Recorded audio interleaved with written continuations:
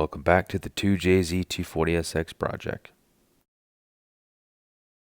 So we have the wiring harness now coming through where it used to when it was a KA motor, and with the harness here I have it hung up using insulated clamps to keep it from hanging, or rather laying on the transmission.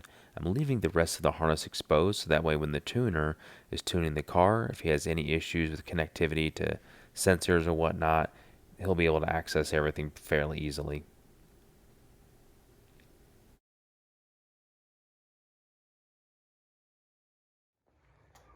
Then I put on some heat insulator to protect the wires from the heat that will be coming off of the exhaust manifold and the downpipe.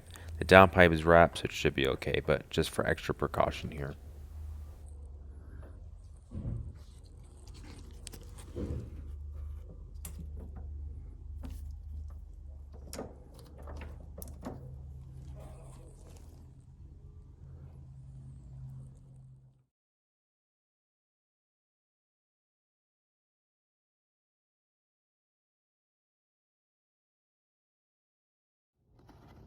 To mount the Chase Bay's fuel lines, you have to cut your factory 240SX hard lines.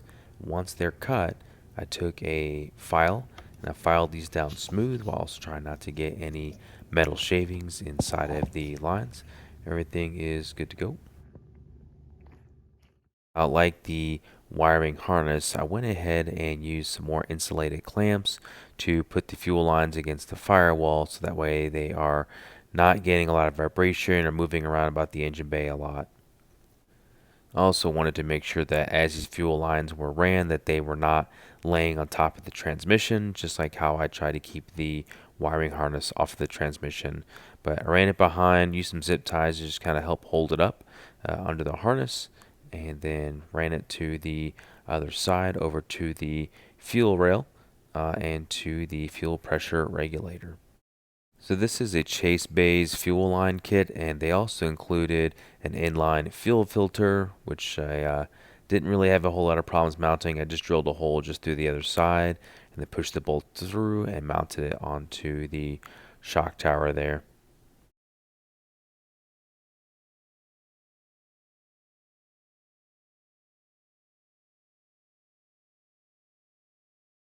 And just a quick shot of the downpipe mounted again, and we do have clearance against the firewall as well as clearance with the wastegate.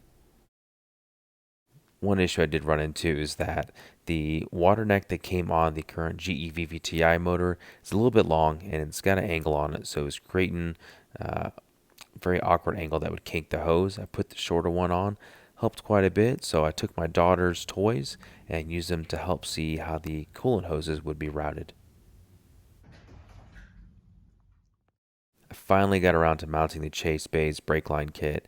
So for this, I didn't want to use a factory brake lines. I got this kit because I wanted a bit of flexibility when running the lines since I had an S13 brake booster as well as a 300ZX twin turbo brake master cylinder. So basically the routing of the factory lines would not have worked here. This allowed me tons of flexibility to be able to run how I wanted it, which included running it behind the cylinder head along with the fuel lines and the wiring harness. And then I went ahead and torqued these down to spec. I believe this was about 15 foot-pounds.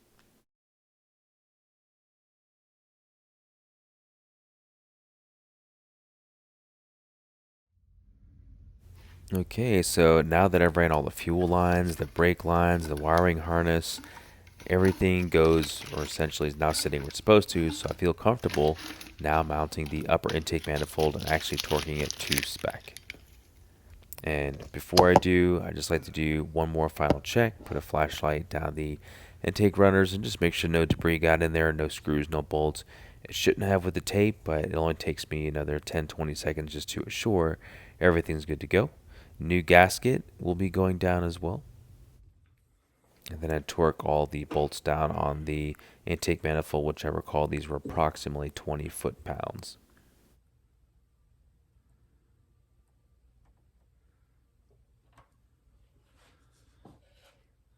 So I did use a modified shortened throttle body because the factory one was a little too long and was pushing on the upper coolant hose. So this gives me tons of extra clearance.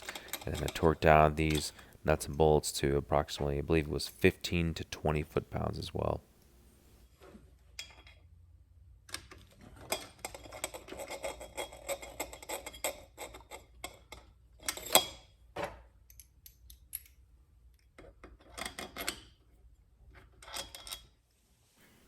So now again, just like the intake manifold, everything has now been routed as far as the brake lines and fuel lines and wiring harness. So I feel comfortable now mounting the downpipe and torquing it down a little bit.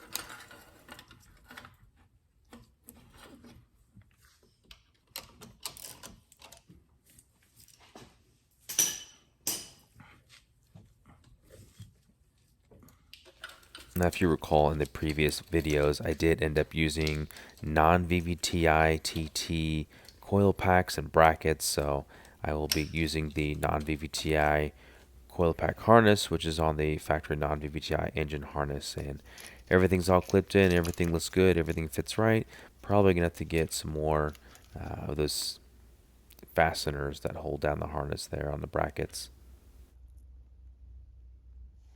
So if you remember the green and yellow toys that I took for my daughter to route these, I went ahead and took those to Advance Auto and held up the lines to their selection of hoses, and then went ahead and bought those and came back here to size these up. They'll need a little bit of trimming. This lower one here particularly is extremely long, so I'll trim about 3 to 4 inches there and it should be fitting. One of the cool things about getting into project cars over the years is that you get to save a ton of these clamps over time, because a pack of clamps I think is $5 or $6. So just saving a little bit of money here and there where I can.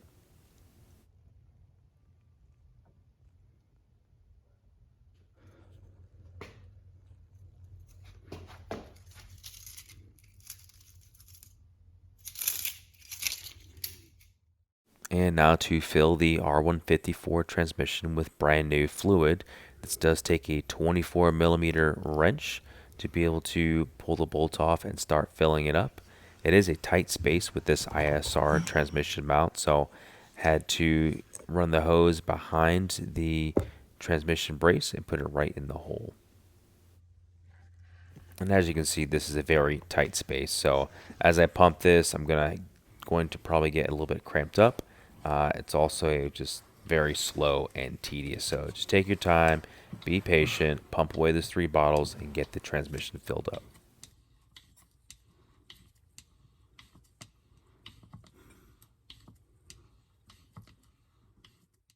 We get the car up on all 4 jack stands because we are going to be bleeding the clutch as well as the brakes on this. I'm going to remove the cap and fill this up all the way to the top, so that way as I bleed, I reduce the risk of air bubbles getting in if it ends up trying to run dry.